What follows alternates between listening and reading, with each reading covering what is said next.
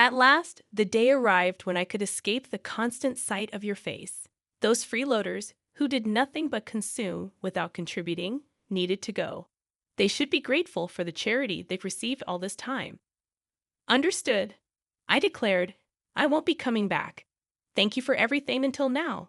Swiftly, I gathered my essentials and bid farewell to the place I had called my in-laws' home for many years. As I left, my mother-in-law wore a satisfied expression, relishing my departure. However, only I harbored a certain poignant truth. My name is Sarah. I'm 32 years old and work remotely from home. Married to Alan for 5 years.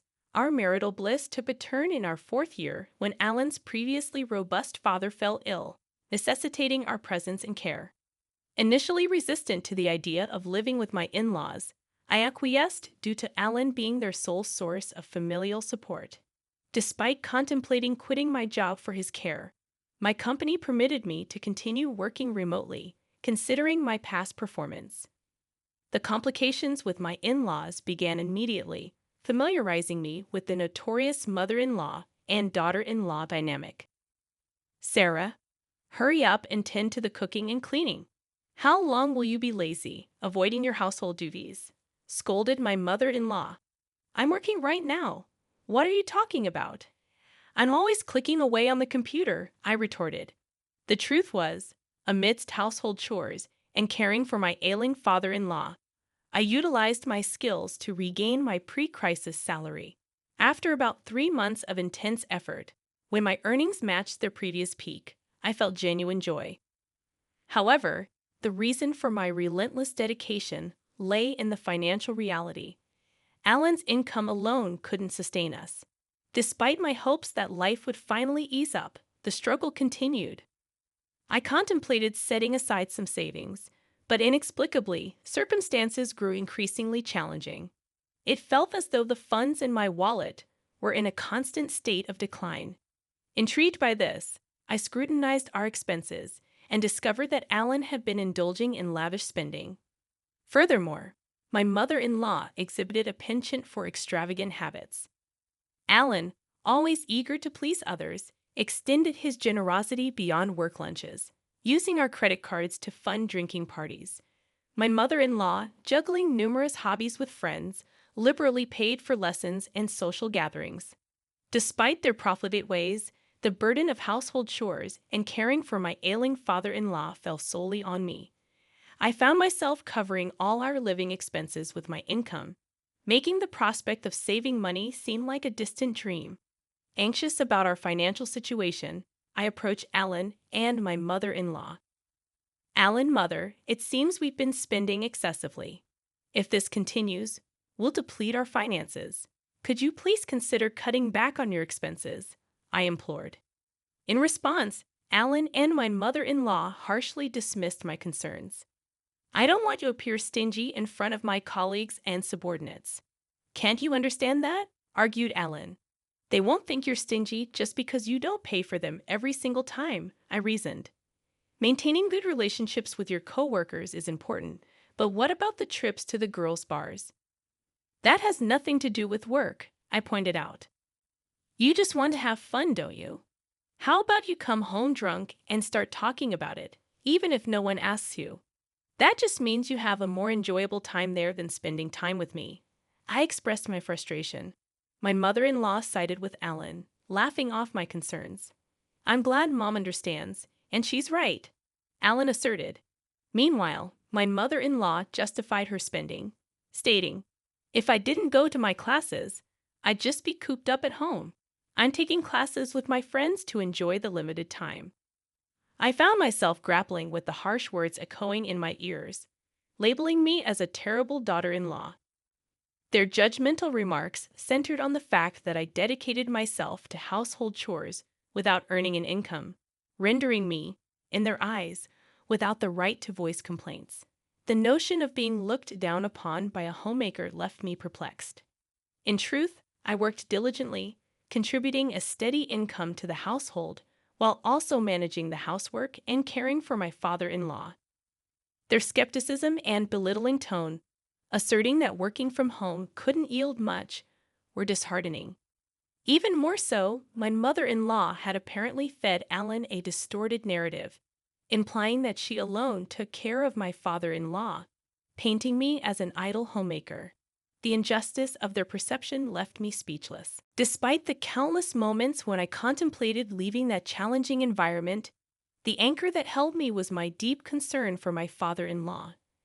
Since the early days of my marriage, he had consistently treated me with kindness, in stark contrast to Alan and my mother-in-law. His expressions of gratitude, acknowledging me as a wonderful daughter-in-law, resonated in my heart. Whenever he required care, he would apologize for the burden while expressing gratitude for my efforts. In these moments, I found solace and purpose in caring for him. I couldn't fathom leaving him to the whims of Alan and my mother-in-law. Father-in-law, it seemed, had been keenly aware of the family's dynamics, recognizing my contributions in maintaining our household's financial stability. His words of appreciation, acknowledging the importance of my efforts, became a source of strength. The anxiety about the fate of this household without my presence was overshadowed by the greater concern for my beloved father-in-law. Thus, I made the decision to personally provide dedicated care until my father-in-law's passing a year later. The somber occasion of his funeral became an emotional battleground for me. Despite my heartfelt grief, my tears were met with disapproval. "Why are you crying so much, Sarah? Father-in-law has passed away. Isn't mourning like this natural?" I was asked, but my response seemed to provoke irritation from my mother-in-law. She accused me of making it sound as if she had never taken care of him at all. The truth, however, was starkly different. My mother-in-law had hardly been involved in my father-in-law's care. Her preoccupation with hobbies and frequent outings left me as the primary caregiver. Despite my efforts, she portrayed herself as the oppressed and pitiful mother-in-law to outsiders, painting me as the cruel daughter-in-law. In the eyes of relatives, it seemed as though I was being too harsh on my mother-in-law. Even in the midst of mourning, I found myself criticized by those who understood little of the dynamics. Frustrated, I chose to distance myself from the relatives. However, this move did not go unnoticed by Ellen, who approached me with complaints. "You embarrassed Mom in front of everyone," he accused. "That doesn't make any sense. I was only crying about father-in-law's death. Despite that, your mom told me it was strange for me to cry. I never said she hadn't taken care of Dad at all. I just talked about mourning the loss of my father-in-law, whom I had always cared for," I defended myself. In the escalating argument, Ellen accused me of insulting his mother and suggested that if it bothered me so much, I should have cared for his father myself. The clash intensified, prompting the intervention of relatives who finally put an end to our quarrel. Following that incident, I maintained complete silence with my husband.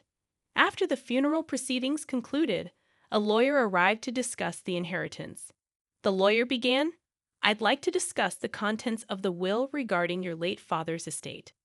Firstly, to the wife and daughter-in-law Sarah, he's left half of his cash to each of you. To his son Ellen, he's left ownership of the family land and home." My mother-in-law questioned, "What if Alan gets the land and the house? Doesn't that mean all the other assets go to the wife? Why is Sarah receiving an inheritance? She's not related by blood." The lawyer responded, "Your husband was deeply grateful to Sarah for the dedicated care she gave him. He wanted to express his gratitude by giving her part of the inheritance. This decision cannot be changed." Unable to accept this, my mother-in-law accused, "I can't believe it. You were caring for him just to get the inheritance, weren't you?" I defended myself, explaining, "I had a good relationship with my father-in-law since I got married. I took care of him to express my gratitude." My mother-in-law continued with her accusations, suggesting it was psychological abuse. Frustrated, she eventually gave up, and the lawyer continued, "So that was Dad's decision. It's gratitude for Sarah's caring, right? If that's the case, then we have no choice but to follow it. May I continue?" As the lawyer proceeded, my mother-in-law's discontented expression turned into a smile, and she exclaimed, "Yes, that's great. I understand. Confused, my husband questioned her. What do you mean? But my mother-in-law seemed pleased and explained, now that Dad's living is over, it's no longer necessary to rely on Sarah. Her inheritance is nothing more than severance pay. We don't need her in this house anymore. My mother-in-law had misunderstood my father-in-law's will, just as he had intended. In truth, he had discussed this plan with me before his passing. He wanted me to be free from the constraints of this house after his demise. Using the will, he cleverly deceived my husband and mother-in-law, making it seem natural for me to leave, just as he had planned. My mother-in-law, misinterpreting my father-in-law's intentions, saw the will as an opportunity to eject me from the family, concealing my actual desire to leave. I responded to her shock by saying, "Father-in-law, why would you treat me like this? Even to Dad, I was just someone taking care of him. Ellen, you can't understand Sarah anymore, right? Why don't you just divorce her?" Looking at Ellen with tearful eyes, I pleaded, and after contemplating for a moment, he agreed. You know what? Let's get a divorce. I've inherited the family home and land, and Mom got some money too.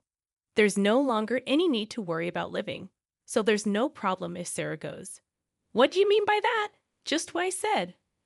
I feel bad for asking, but could you leave our house and agree to the divorce?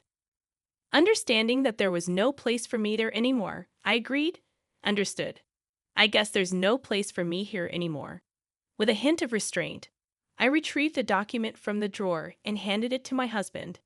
It was a notice of filing for divorce, prepared after our previous argument.